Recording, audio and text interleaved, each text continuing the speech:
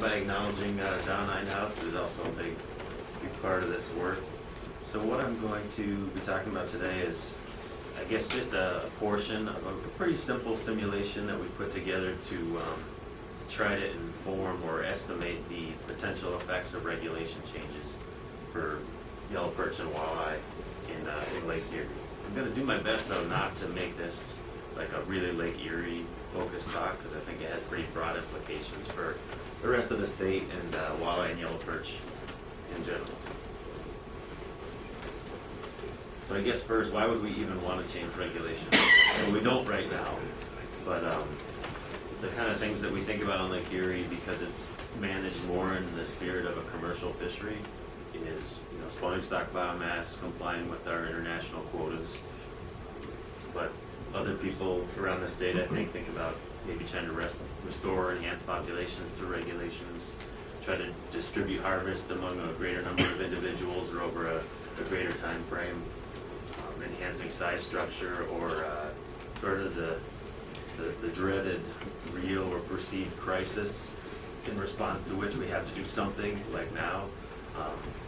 And so the question we're asking here is that something that we decide to do actually really doing anything in terms of accomplishing our management goals? I don't want to give you the impression that this is in any way novel. People have been struggling with this for as long as they've been thinking of fish, regulations to control sport fish harvest. In fact, in the 1987 New York State Walleye Management Plan, they devote pages to this. So that's a 30-year-old document now, and they were asking the question, should we implement new regulations, and what, if anything, will those accomplish? But in the 30 years since that was put together, we've amassed these great long-term data sets on Lake Erie that we can and should bring to bear to try to answer these questions, at least for our system. We, as I said, we're taking a pretty straightforward simulation approach to accomplishing this, and I'll explain that in a minute. It uses our existing angler survey data to simulate regulation changes. It's a very simple objective. We want to estimate the impact of potential regulation changes before we implement them to try to make better, more informed decisions. That's it. I don't have nearly enough time to go through all the simulation methodology, but at its core, like at the simplest, this is what happens within the simulation. So we have let's say a creel technician goes out and conducts an interview on a single angler, and perch in New York have a 50 fish limit, but this guy only caught 35 fish, so he didn't reach his limit. So what if we wanted to simulate a more restrictive daily limit, say 20? The only thing we're doing within the simulation is saying, okay, for that interview, we're assuming that person would have caught 20 instead of 35. And so we're doing this for every angler interview in the data set, and then calculating total harvest. And we're doing that over the whole range of potential regulations that we'd like to simulate. So it's actually really simple. So let's talk about the results for yellow perch first. So the statewide standard regulation for yellow perch is that there's no length limit, and there's a 50 fish daily harvest limit. So everything you're going to see is relative to that statewide regulation. So these are time series of yellow perch harvest. So this is total harvest in the New York waters of Lake Erie, estimated through our angler survey, which we do every year. So the black line at the very top is what anglers actually harvested, because that's based on the 50 fish limit. So every line below that represents a simulated 10 fish reduction in daily harvest limit. So the first thing I guess I want to point out is that the red line and the gray line, which represent a decrease from 50 to 40 and then from 50 to 30, don't really cause much change in the total harvest, which probably many of you would expect. And then the other thing, as we get into more restrictive limits, 20 and 10, we start to see much bigger increases. So you can see that that's a pretty substantial increase, or rather decrease in harvest. The other thing I want to point out is that abundance, so the abundance of the population, how successful people are when they're going fishing is what one of the things that really matters here. We had these periods of low abundance where people weren't very successful, and then periods of high abundance where they were within the range of the simulation. And so that level of total abundance, or stock size, if you like, really makes a difference in terms of the effectiveness and impact of your regulations. So I want to explore that in a little more detail here. So on the x-axis is simulated daily limit all the way from 0, so you can't catch anything, to 50, which is what we have now. And then on the y-axis is the expected or simulated % reduction in harvest based on those regulations. So each line represents, I guess, a condition within the stock, from the black line. Oh dear. The black line, which is sort of the minimum abundance we've ever seen and the minimum harvest, minimum angler success. And then the blue line, which is, man, I don't know what's going on, which is, excellent fishing. Let's say that. And so if, say we wanted, for whatever reason, to have a 20% reduction in total harvest, at really low abundance, it looks like we'd have to go all the way down to a 15 fish daily limit to make that happen, versus at higher abundance in the blue, what is that, like between 20 and 30 to make that happen. That's a pretty modest reduction. Let's think about a more meaningful reduction. If we wanted to go all the way to 50% reduction in total harvest, we would need to go all the way down to 5 if we had low abundance. And low abundance is when people are clamoring for reductions. Versus high abundance, where we have to go down to between 10 to 15. So these are really restrictive limits that aren't going to be palatable to managers or anglers. So the main points, I guess, for yellow perch, regulations are much more effective at high abundance when no one's asking for them. And drastic reductions in daily limit would be necessary to reduce harvest. Just for instance, a 30 fish limit down from 50 only gives you a 10% reduction on average, and a 20 fish limit gives you a 20% reduction. And at the levels below that, we expect angler behavior to start to be impacted. People don't want to go fishing; they don't think it's worth their time. So now let's switch to walleye. So again, the statewide regulation for walleye is 15 fish minimum length, and then a 5 fish daily limit. So everything's relative to those within the simulation. This is the same time series that you saw for perch in terms of estimated total harvest for walleye. And again, the black line represents what people actually harvested, and every line below that represents the 1 fish reduction daily limit. And again, I guess luckily we had these periods of high abundance and low abundance within the time series. Same thing. Modest reductions, going from black to red, is just a 1 fish reduction. It doesn't really do much.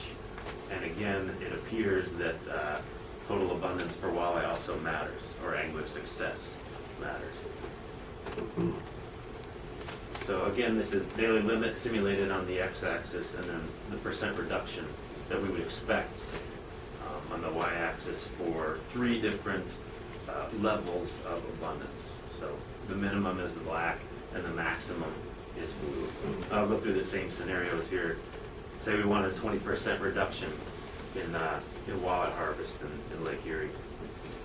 We'd have to go between 2 and 3 fish at low stock size, when people really would are starting to ask us for restrictions in the limit. We'd have to go down to 2 fish. At high stock size, we'd have to go to 3. Same story for more serious reductions in harvest. We need to go basically to a 1 fish limit to achieve a 50% reduction in harvest. That's that effectively keeps people from fishing. One of the things that we did for walleye that I didn't show you for yellow perch is just an added wrinkle where we added in minimum length regulations into the simulation, as well as the daily limit. We're much more likely to change length regulations for walleye than we are for yellow perch. So I guess this is sort of a hard slide to explain, but daily limit again is on the x-axis and then percent harvest reduction on the y. Each one of these lines represents a different minimum length, all the way from 15, which is what we have now, to 24. So you can start to kind of play games with your regulations here in order to think about them. Say you wanted to move to an 18-inch minimum size limit and a 3-fish daily limit, which is really familiar to people in New York. That's sort of our conservation regulation. So that's right here. The point is that this gives you many more options. You have tons of options above this 20% line to get you to the kind of reduction that you want if you include length as opposed to just thinking about daily limits. So for walleye, the conclusions are much the same, I guess, as for perch. Regulations are more effective at high stock size and high harvest. Drastic reductions wouldn't be really necessary to reduce harvest in a meaningful way. For instance, a 3-fish limit only gives you a 15% reduction in total harvest. 2 fish only gives you 25% reduction.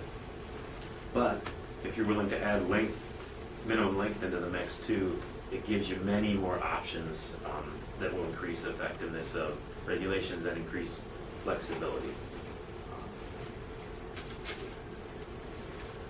So there's a couple of common themes here between the two species, and that's that regulations just really weren't very effective at periods of low abundance, and that's when we start thinking about implementing these regulations at periods of very low abundance, which is unfortunate. But even at high abundances, the regulations that really would be necessary to achieve meaningful reductions are, I can't use the word draconian, I guess. So there's a couple of things that are underlying these sort of common themes and conclusions, and everyone who's looked at creel survey data can probably already guess what they are. It's the distribution of angler harvest. So that's what this is, and what you're seeing here is that most people don't catch anything, and a few people catch a lot. The point here is that 90% of the people don't even achieve half their limit. So if you're not willing to go big, you're not going to have any impact. And the other thing, which I think will be evident to most people, is this idea of fishery self-regulation. So here we have relative abundance on the x-axis, and then angler effort on the y-axis, and you can see that at periods of low abundance, people don't fish, and so that's why your regulations aren't effective. I think this has relevance to other systems in New York that probably, I think, don't have the data that we do to try to generate these type of estimates. I think the magnitudes of the differences would likely change if you had maybe a smaller size structure than we do in Lake Erie. Minimum lengths would probably be more effective, or different fish densities. But I think the shape of the relationships would remain largely the same because they're being driven by the underlying distributions, which I think are pretty similar for many different waters. The harvest distribution and then the level of self-regulation. I just wanted to, last slide, tie this into sort of the guiding principles in terms of how we try to approach fish management in Lake Erie and then in general throughout the state, and those are to focus on science-based decision making, and then also to try to keep regulations simple, understandable, and consistent. So this isn't always easy because, as I said, sometimes we need to make quick decisions under tight time constraints, and we don't have the data available. So I think this analysis is in the spirit of that. We're doing this at a time when we're not under pressure to make one of these quick decisions, and so we can take our time and have sort of a thoughtful conversation about what these regulations do. So when the next crisis hits, and it will, we're in a position to respond in a better way. So the other thing is keeping regulations simple and consistent. I think this is definitely in the spirit of that, because it gives us kind of some ammunition to say that, well, this regulation that everyone wants isn't really going to do anything, and so maybe there's no reason to alter statewide regulations in specific instances, and we can maintain that consistency and still manage responsibly. I'd just like to thank this kind of rough-looking crew here. In the audience, we have a great office at Lake Erie unit. We work really hard and we have fun. So thanks, everybody.